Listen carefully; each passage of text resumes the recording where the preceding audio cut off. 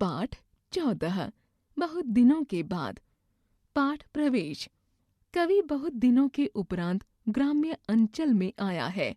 उसे यहाँ की हर चीज सुंदर जान पड़ती है। यहाँ कवि ने अनेक चीजों का रसास्वादन भी किया।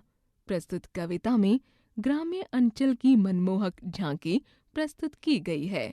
पाठ उद्देश्य: ग्राम्य जीवन से अवगत कराना, प्राकृतिक जीवन शैली को प्रोत्साहन देना, परिश्रम करने की प्रेरणा देना, गांवों के प्रति सम्मान का भाव जागृत करना।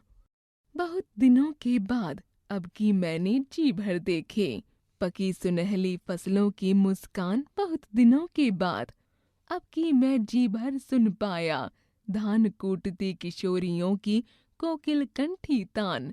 बहुत दिनों के बाद अब की मैंने जी भर सूंघे मौलसिरी के ढेर ढेर से ताजे टटके फूल।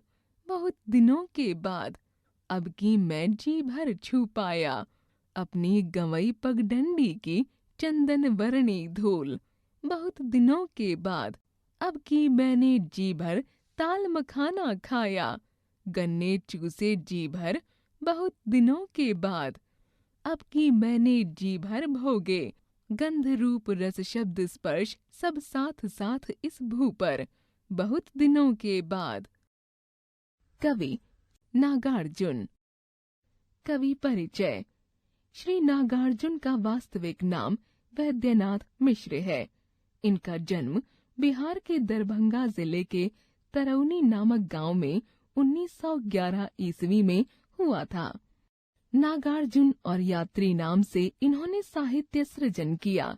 इनकी प्रारंभिक शिक्षा स्थानीय संस्कृत पाठशाला में हुई।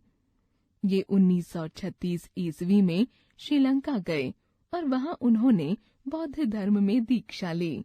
वहां से 1938 ईस्वी में स्वदेश लौट आए। 5 नवंबर 1998 को इनका स्वर्गवास हो गया।